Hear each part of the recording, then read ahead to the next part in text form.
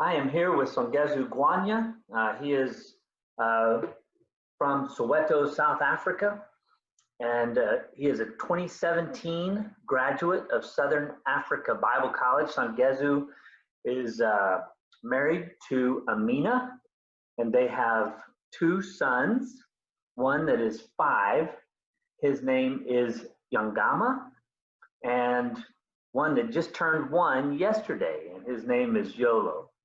And Songezo is the preacher at the Tsiawella Church of Christ in Soweto, South Africa. And so I'm looking forward to talking with him and letting everyone hear about Songezo and the work that he's doing there in South Africa. So Songezo, with that being said, how are things in South Africa, particularly in your area, and how it affects your congregation with the COVID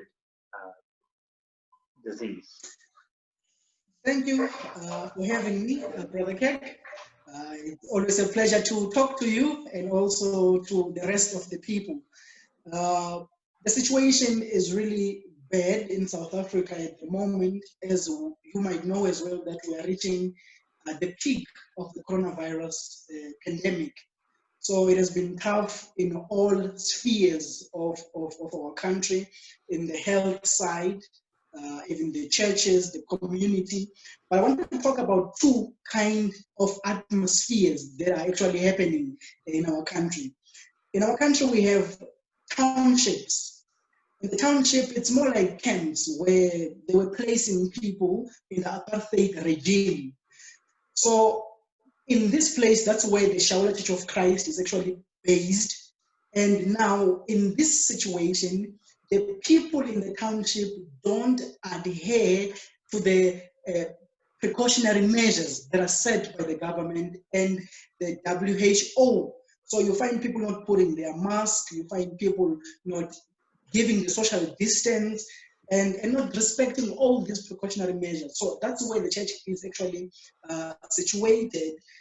And that actually made us not to open, because we're considering opening in the 1st of June for that, so that worship can continue as we meet together in the church building. But because of people not adhering to the precautionary measures, we decided, you know what, we're not going to open and risk the lives of the brethren. But if the situation was better, then we would open.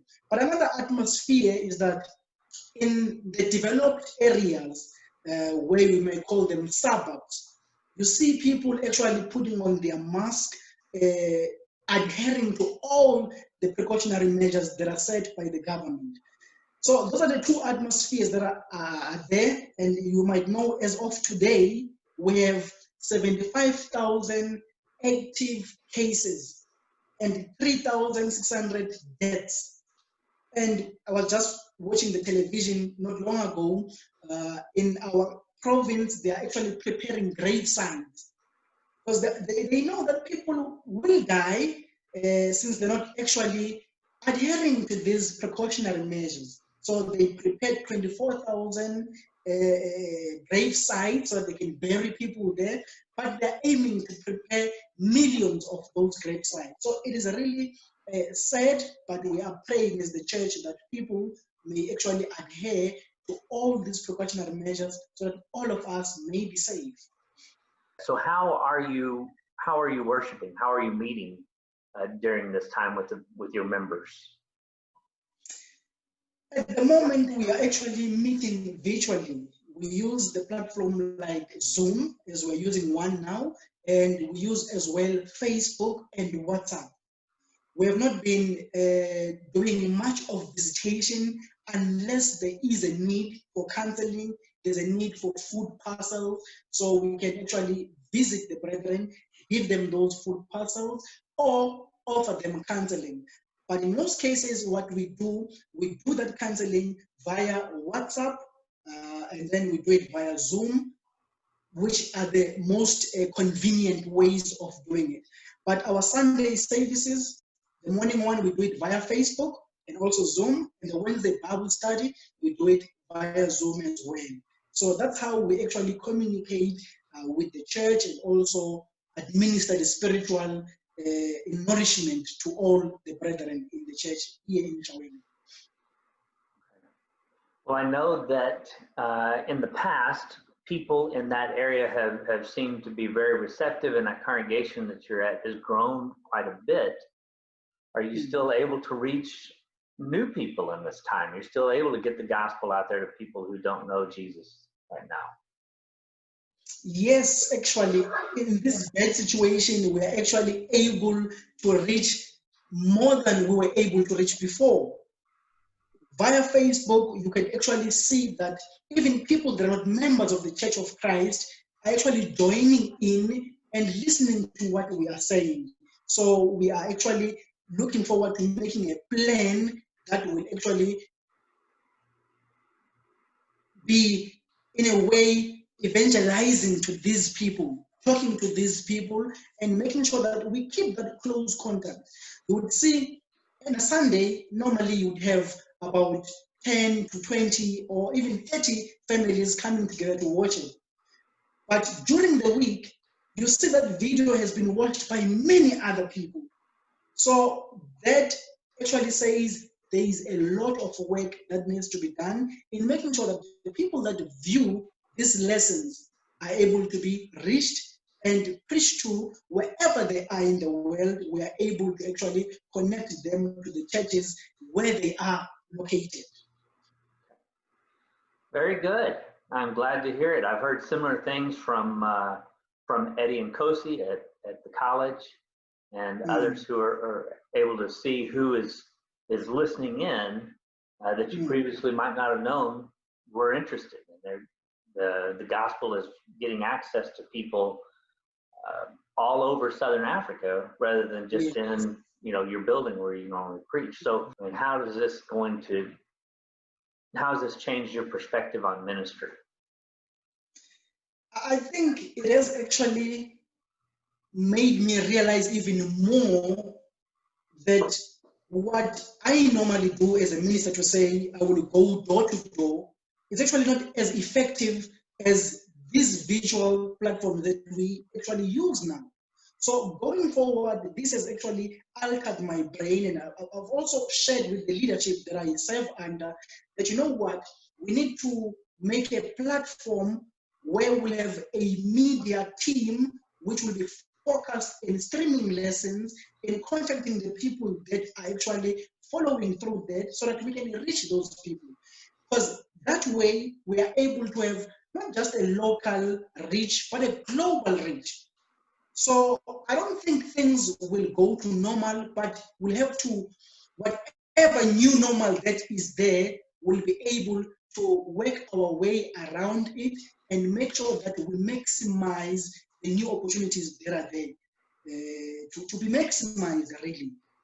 One more question. I know I didn't send you this question, but talk to me about Southern Africa Bible College and your experience there. I mean, is there any way that what you learned there prepared you or helped you in this time to minister in this way?